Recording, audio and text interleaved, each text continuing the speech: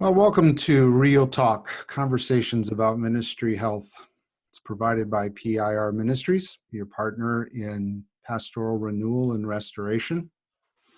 Our hope in these episodes that we present is that you, as a pastor or ministry leader, will be stimulated to take the first step, maybe, or at least a step, in building your own personal culture of ministry health. I'm Roy Yankee, the Executive Director of PIR Ministries, and your host today. This is our first episode, and in this episode, we want to spend a few minutes looking at one of the most critical areas of emotional and spiritual need among ministry leaders. The tragedy of Darren Patrick's death highlights and has renewed the importance of talking about the experience of loneliness and isolation among those in ministry life, a significant danger zone for pastors. Now, we're all familiar with the typical questions that pastors get asked. How big is your church? What's your annual budget? How many services do you have? But there's one question that pastors rarely get asked, and that is, how many true friends do you have? So we all live in a very individualistic society with a very individualistic approach to life, and many people feel a general sense of loneliness as a result of that. But that general sense of loneliness is exponentially heightened for those in the life of ministry. In chapter 5 of his book, Pastors at Risk, Dr. Chuck Wickman talks about the impact of isolation and loneliness on the ministry family. Pastors in particular often feel a deep sense of isolation from others, an inability to connect in significant relationships that bring balance and health. This is due, at least in part, to the distance between pastor and parishioner that often defines the role. Add to that the caregiving functions of pastoral ministry, and the pastor can be left depleted and unavailable emotionally. There are times when the isolation that we experience in ministry life is of our own doing. We allow the pastoral persona to become all that people see of us. I'm delighted today to be joined by two of our PIR ministry staff, Jason Eddy and Sean Nemechek. Good afternoon, gentlemen. Good afternoon, Roy. Thanks for doing this. Yep. Thanks, Roy. I'm excited to be here. Yes, I'm excited to have you here. So Jason is the executive pastor of Bethel Church in Janesville, Wisconsin, and Sean is a veteran pastor, having most recently joined PIR after 18 years of pastoring in Michigan. So we're going to have a conversation today around some questions related to loneliness and isolation. To kick it off, there's a question I think that's really important to ask as kind of foundational for this, and that's, it's been said that to be human is to be lonely. So everyone struggles with loneliness from time to time, but it seems to be a chronic problem for those in ministry. What factors do you guys think are the contributing ones to loneliness and isolation among pastors? Where does this come from? I think the first thing we have to recognize is that, we all experience loneliness to some degree. And even in Scripture, we find leaders experiencing loneliness. Moses cried out to God that I can't do this all alone. Elijah was extremely lonely and isolated. So it's a pretty common problem among spiritual leaders. I think one of the reasons we feel lonely is because there's a certain amount of fear and shame that can come with being in a leadership position. Every leader at some point or another experiences what's called imposter syndrome, where they're afraid that people will find out that they don't have it all figured out. Everybody experiences that, and so we tend to pull back, thinking that if we hide that fear, then people won't realize that we're struggling, but that just tends to isolate us even further. I think on top of that, we deal with just the general isolation that comes from being sinful creatures. Sometimes we say things that push people away, not intending to. It's just the reality of dealing with people. Other times I think it's it's brought on by ourselves that we try to be self-reliant, thinking I can handle this all on my own. And we don't take the time to connect with other leaders to share the load and to express the ways that we're struggling and hurting. So sometimes that isolation, that loneliness is brought on by ourselves. Mm. Yeah, I think one of the reasons it can be a chronic problem amongst pastors is just the way that we measure success. And anytime we start measuring success by how many people are there, we're shifting the focus away from the way Jesus did discipleship, which is really more one-on-one. And if anytime internally I begin to feel like my value is higher because there's a crowd than because of the one person that I'm involved in, it's just going to begin to create a feeling of isolation. Like even this conversation with the two of you isn't enough because it's not drawing a crowd of people. And so as a pastor, I think the longer I do it, the more I tend to begin to feel isolated because the volume of people isn't there that I want. Mm. That's a really good point. Just the idea of chasing after being liked. You know, it's the face, like you talked about the imposter syndrome. I think there might be a Facebook syndrome, which is the whole idea of being liked, you know, and how many likes that you have. And you can feel that you're connected, but you're really not. So let me just throw this out there too. Isolation can come in a variety of forms, right? So there's the geographic isolation that many pastors will feel. I know that in our emphasis on small churches, especially in the rural settings, geography can play a really big factor in being isolated. You know, it's just the very fact of that. And then the role issue, the persona issue. And then there is the idea of self-isolating, which I think is probably the biggest danger place for us. What do you think? Do you think that's true? Have you seen that to be true? I think in my own life, the reality of being a rural pastor, the distance made it very easy for me to tell myself I have to do this on my own because there's nobody nearby, which it created a significant sense of loneliness. And when I started to work out of it and realized that I needed to do something about my isolation, it meant reaching out to people who were miles away for connection, for relationship. And yeah, that was, it was partially my own doing, but partially kind of the setting that I was in, that I believe certain lies about how I had to do ministry where I was at. Mm. You know, whenever I go anywhere in town, there's somebody who knows me. And there's that saying that I'm known by everybody, but I'm not known by anybody. Or maybe I should say it, everybody knows me, but nobody knows me. And the longer that you've been in ministry and the more that you become like a public person that everybody knows, and then the more difficulty you've been through and the more you've been critiqued, the more I anyway begin to just put a little bit of wall up. And now all of my relationships are just surface. And as Sean just said, you have to be more intentional to continue to have true friendships where you're known by somebody. So it's a chronic problem amongst pastors because we're all trying to navigate everybody knowing about us and wanting to know things about us, and then just gradually more and more putting walls up and becoming more and more surfacey, and then isolation and loneliness become a problem. Sure. I want to jump back for just a second because that brings us around to the idea of the imposter factor and the issue of shame. I think, again, is a part of this because I think that's a factor in this. I know from my own experience that I self-isolated in many ways because I really didn't believe that if people knew who I really was, that they would like me. Some of them I thought might just actually run away, you know, screaming.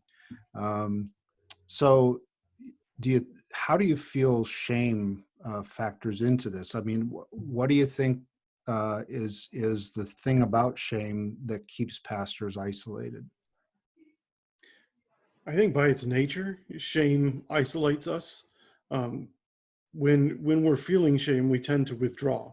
And that's what shame, that's the lie that shame tells us, that we can't be seen by other people. And if we are seen, then they're going to judge us or exclude us or shun us, something like that.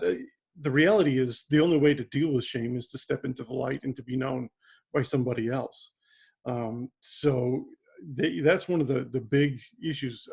I think for me, a lot of the shame came from being put on a pedestal as a pastor and having this set of really high expectations that I knew I could never live up to. But I sure tried, which was really stupid on my part, because what I should have done is step down off the pedestal and let people see my humanity rather than trying to live up to their expectations. I think shame and fear are so intricately woven together that for me, it's really hard for me to admit I have any fear. So I will just tell you I'm making these choices because that's what I prefer. But when you look at the fall, when Adam and Eve felt shame, the first thing they said is I was afraid. So I hid. So when I've been through, coming out of difficult times and seasons in my life, I've had to come to the place where I was able to, get to the bottom of what I was really afraid of and what was driving that shame. And it has to do with being afraid of being known, or being afraid of being found out, or being afraid of facing the reality that maybe I'm not enough. And as a guy, especially, I just have never been good with admitting I'm afraid. And that's part of the process of coming out of shame. Yeah. Very good. So those are some of the factors, right? Some of the foundational pieces that can lead to loneliness and isolation. What do you think are some of the dangers that pastors face when isolation and loneliness are occurring, when they're really into that mode? What are the pitfalls? What are the challenges that are going to crop up? One of the things that has come into my life when I start battling loneliness or isolation are just, I'm tempted to believe lies. And it's kind of like a snowball running down a hill that it just keeps picking up more and more steam. So I might one day begin to just feel lonely, like maybe I'm really not connecting with anybody. And then, the next 10 thoughts that come into my mind just get darker from there. And one of the things that's helped me the most in battling that danger is just to continually remind myself that, people like Steve Jobs have said leadership is a really lonely job. And Tim Cook, the Apple CEO, said that with leaders, it's not so much loneliness as it is isolation, that just the role of being in leadership does have some measure of isolation to it. And so as a leader, when I feel tempted to think I'm all alone, I just remind myself quickly that I'm in an area of leadership that every leader is facing this at some point.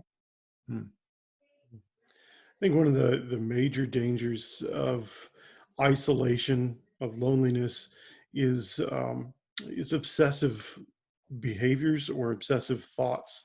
We can start imagining things and living out fantasies in our head that this is the way things are or the way things will be, that have really nothing to do with reality, especially if our isolation is due to conflict or feeling like we're disappointing people, which is kind of funny. I've heard it said that leadership is disappointing people at a rate that they can absorb. We're always going to be disappointing somebody, right, as a leader. But if we're people who are sensitive to the way other people feel, we're gonna feel like we have to withdraw and isolate so that we don't hurt more people or disappoint more people. And so it can create this cycle, this spiral. And when our head gets into that bad place where we don't have outside people speaking into us and helping us see the truth, see the good things that are going on, we can tend to focus on the negative and really fantasize about just some bad directions that we're afraid will happen.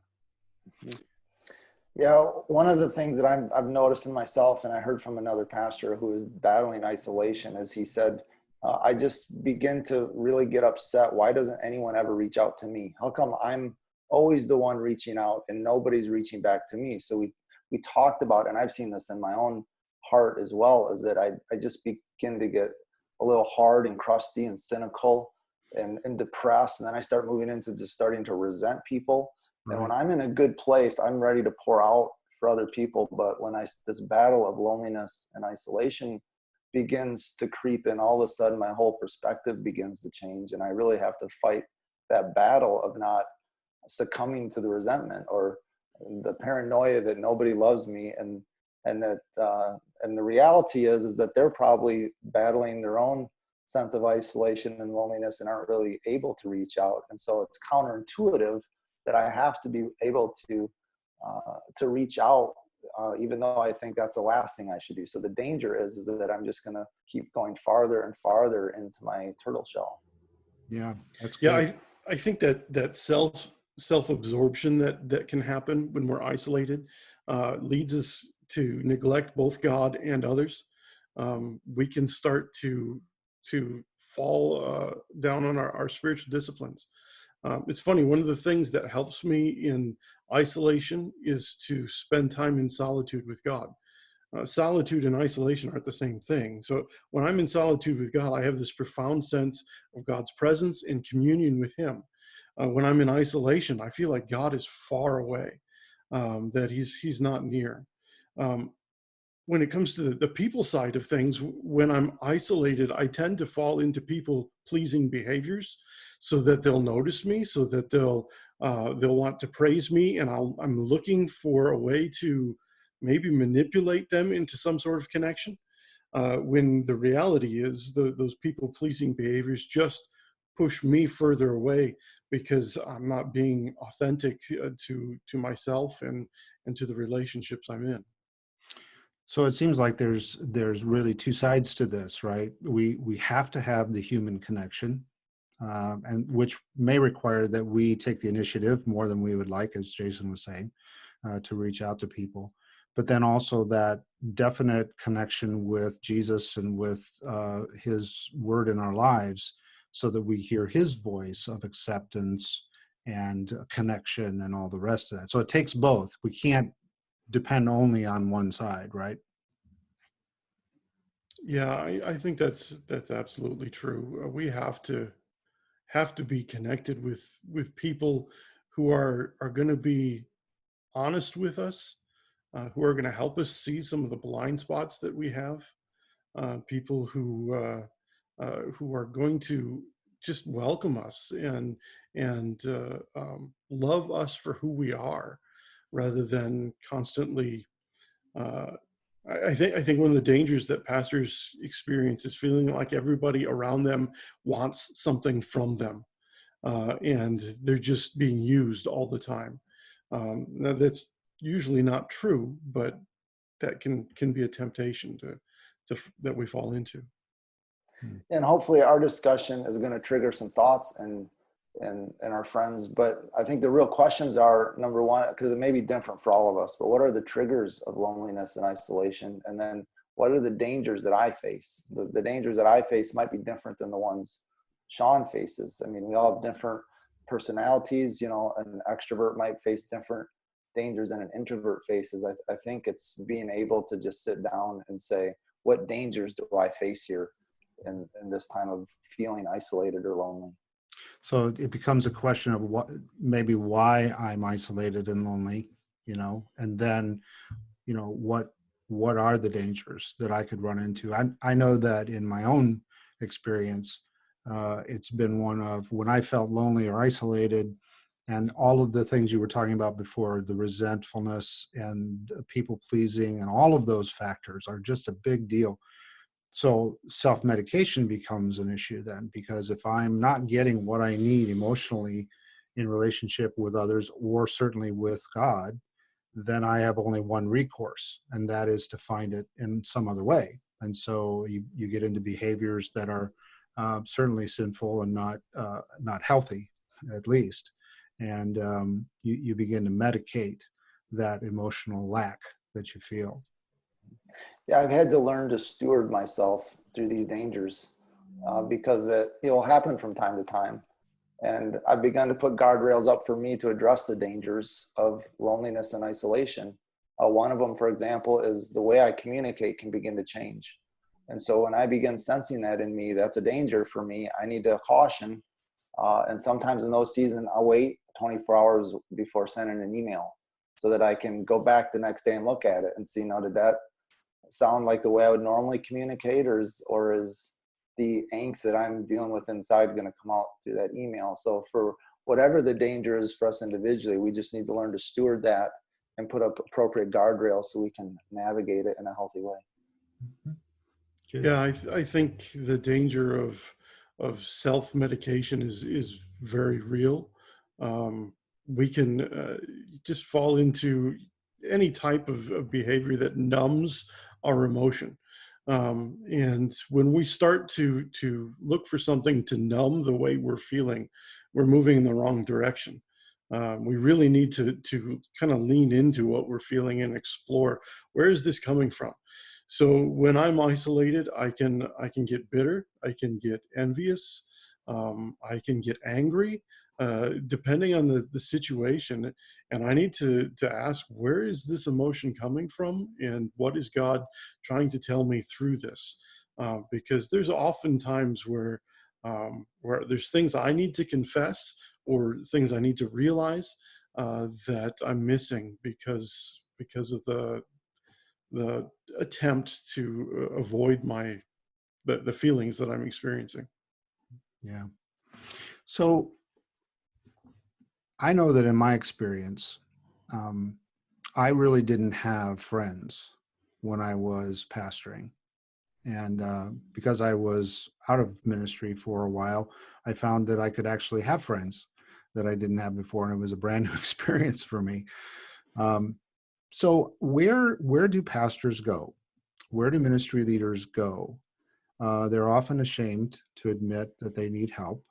You know, they're self-reliant. They're supposed to be in charge and be leaders and all the rest of that. But when they're hurting, how can they find help? Where do they need to go to overcome the shame, to find those friendships? How do they know who's safe to talk to? You know, that's often been an issue that's come up when we've talked about this in other contexts. Yeah, I remember when I was a pastor, people that I didn't know, when I'm meeting for the first time, would eventually ask the question, "What do you do?" And when I said I'm a pastor, it would change the tone of the entire meeting. People would either fall into one of two things. They would withdraw as if they're intimidated by me, or they would move forward and try to impress me into liking them. And both of those feelings were really isolating. I think it's hard for a pastor to find somebody who can understand where he's at if they don't also understand the realities of pastoral ministry. That's not to say he can't have friends within the church or outside the church. I think those are important. But in this situation, I think it really needs to be somebody that understands the realities of pastoral ministry. So when I was isolated, I reached out to a pastor from a different denomination because I felt like the pastors in my denomination weren't quite as safe for some reason. And so I reached out to a pastor in a different denomination who was very different from me, but he was local, so that we could meet once a week for breakfast. And just having somebody who could say to me, "What you're experiencing is normal, and I've been there," was a huge help for me. So reaching out to somebody who understands, but also somebody who is safe. They're not going to repeat what you say to other people. And they're going to maintain a confidence, and they're going to hear what you're saying with empathy and understanding. I have two thoughts on safe people, and one comes from a story that was in Chuck Swindoll's book on the Grace Awakening, and it told the story of a man who they'd come to a river that needed to be crossed, and most of the men were on horseback, and this man wasn't, and so he went to one of the riders and asked him if he would give him a ride across the river. And as they made it to the other side, he got off and thanked the man, and someone came into him and said, "Why did you ask the president to take you across the river?" And it was President Jefferson. And the man said, I had no idea who that was. All I knew is on all the rest of the faces was written the word no. And on his face, there's written the word yes. And so I've talked with pastors about, as you go through your life, who are the yes faces in your life? Now, these aren't people that, they're not yes men that will say yes every time. They'll tell you the truth.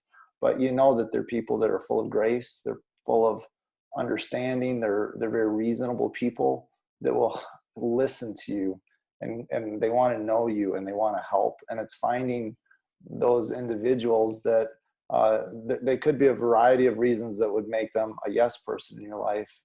And the other thing is that when I began in ministry years ago, one of the best pieces of advice my parents gave me was to make sure I was maintaining friendships outside of the church, because it said there will come a day when your church is not going to be able to love you the way they want to. And so Sean referenced already, sometimes that safe person is outside of the church. It may be a colleague in another church. It might be someone within your district office. It might be someone who's a part of a ministry like PIR that just cares about pastors. There's retreat centers. There are really a lot of people and a lot of resources for pastors to lean into when they're battling isolation or loneliness. So where is the point, do you think, where it crosses the line that someone who is feeling extreme loneliness and isolation needs to talk to somebody that's more professional? I think it's always a good idea when you notice that you're lonely and isolated to talk to a professional.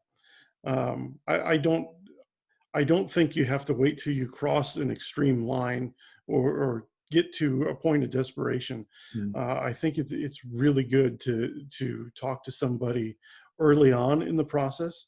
And the reason I say that is because I waited until it was almost too late. And when I found out that I was isolated and was beginning to experience depression and the burnout that comes from being isolated, I had to find a bunch of different relationships to help me out. I reached out to a counselor and went for regular counseling for several weeks in a row. I reached out to a spiritual director and met with him to help work on my life of prayer. I reached out to a ministry coach to help me understand how I was isolating within the context of my job and in my ministry. And I had to do all of this all at the same time. There was a lot I had to overcome. And if I had done this earlier, um, started developing some of those relationships, especially the coaching and counseling relationships, man, it would have been so much easier to work through the isolation and the loneliness. And I would have had people that I already had developed relationships with to give me some professional help. Mm. In my own life, I had to face the reality that I had started off my Christian walk needing mercy. And then I'd become a pastor and was going to just work on my own sufficiency. And it was going to be about performance. So the thought of needing to ask for help or to acknowledge that I had need just seemed unthinkable. But the reality is that's what being a Christian is at the foundation. It's that I'm someone who needs mercy from God, and God helps me. It's about putting my trust in someone whose sufficiency is far greater than mine. So I had to really acknowledge that I was strained from that. The fact that I wasn't willing to ask for help. But we need to listen too. I mean, if I'm being really honest, it wasn't until my wife cried that I listened, because she never cries, but she was seeing something in me that I was so slow to see in myself. And I think the danger, again, going back to dangers, is that as a pastor, as a shepherd, I'm very quick to see what the body needs. I'm very quick to identify how can we help this area, but I've been very slow to identify it in me. And the Bible says we need to take heed of ourselves. So in so many areas of my life, I am stewarding maintenance, whether it's of my home or my cars or my relationships or my responsibilities within the church. I am maintaining and stewarding all these things. But oftentimes when it comes to our spiritual, emotional health, it's the last thing that I give any attention to. And I think once the danger signs start popping up, that I'm feeling lonely or I'm feeling isolated, it's like, a warning light in a car, or one of the gauges on your car giving you a warning sign that there's something is going amiss and it needs to be addressed. And then we can just go back to the gospel and say, you know what, I'm a weak man who needs mercy and a savior to come in and help me. And then we can go find those safe people and those resources that can help us steward and maintain that area of our life. Yeah, that's a good point. I love the warning light on the dashboard thing, because really loneliness and isolation are symptoms of the other things that are going on internally that we need to address. And so when those pop up, then it's time to really pay attention and to find those friends who will help, but always going back to the gospel. I like that, Jason. That's good. That's really important. So our time's about up. So I just want to give both of you an opportunity to say something in closing. If you'd like to share a thought or an idea, something that would be helpful. Go ahead. Yeah, well, I'll jump in. I've just noticed in my role as an executive pastor that anytime I've been working to implement something new or to lead change within the body, that just always comes with a feeling of isolation on the backside of it. It's kind of, what Steve Jobs and Tim Cook were saying, that just come along with the position of leadership. And so I just want to encourage leaders and pastors that when they feel this, they're not alone. It is just something that comes along with this role, and that learning to steward it is something that we can do. And the first lie that comes from me is that I'm alone. And then when I sit down and my role with PIR, this comes very naturally to begin praying for pastors. I realize this is really every pastor's battle. And so one of the quickest steps to move to the other side is to just expose the lie that, no, I'm not alone. This is part of being a pastor. And it's especially bad right now, but it doesn't mean anything's wrong with me. It just means this comes with the role. And this is an opportunity for me to check the warning sign and ask the Lord, what would you have me do about this warning sign? What's the next step? I love what Sean said earlier about really be intentional about our relationship with God and relationship with people. I went through a season of insomnia in my life, and I learned to say it's not worth losing sleep over losing sleep. And in the same way of isolation, I would say it's just not worth it to further isolate myself when I'm feeling isolated. And when I start believing the lies that God isn't there or that God doesn't care, I'm just further isolating myself for him, and I just need to run back to him. Or when I'm feeling isolated and starting to feel those feelings like nobody cares, nobody's reaching out, I just need to go and counterintuitively run the different direction, saying, no, I'm just going to call somebody, because I know I got a lot of friends, and I bet as soon as I start talking to someone about it, they're going to identify because they're feeling it too. So I would just encourage pastors and leaders to not believe the lie that you are alone. You're not alone. We're all battling this from time to time, and we can help each other. Yeah, I think for me, the thing that just comes to mind is that isolation isn't always a problem just within the pastor. If a pastor is feeling lonely and isolated, that's a sign that there's something broken in the culture of the church too. The reality is Jesus sent out his disciples in pairs. He had the church establish groups of elders. We were never really intended to minister alone. We should be ministering as a team, whether it's a couple of people or a group of people who are working together. And I think that the pastor needs to be very intentional about teaching the elders and other leaders in the church how we should relate to one another and support one another, and develop a culture of trust and understanding that will keep the pastor from being isolated himself. For me, when I was in ministry, I had some really great leaders, but they didn't know how to relate to one another very well, and I didn't know how to relate to them well. And so rather than building trust, we would say things that were intended to be good, but would erode trust within the group and isolate one another. And so we need to spend some time working through how are we going to relate? How are we going to disagree? How are we going to fight in a way that addresses the problem and doesn't attack one another, in order to make sure that we're not further isolating one another. Yeah, that creating a culture of ministry health is a big deal to work on among pastors and ministry leaders in the church. And we actually have a workshop that we can provide. So that's one way that we could probably assist any church, any pastor who is struggling with that very thing. So, and it's important for those who may be listening and watching this, and we hope that this has been helpful to you, to know that PIR Ministries is here, that we build relationships with pastors and ministry leaders, and we're here to listen, and we're here to connect you when it's appropriate to resources and ministry partners that can assist you in addressing these needs and then other critical challenges that you may be facing in ministry life. So if you are interested in getting in touch with us, and we hope you will, you can visit our website at pirministries.org. There are a lot of articles and podcasts and other resources there. It tells you a little bit about who we are.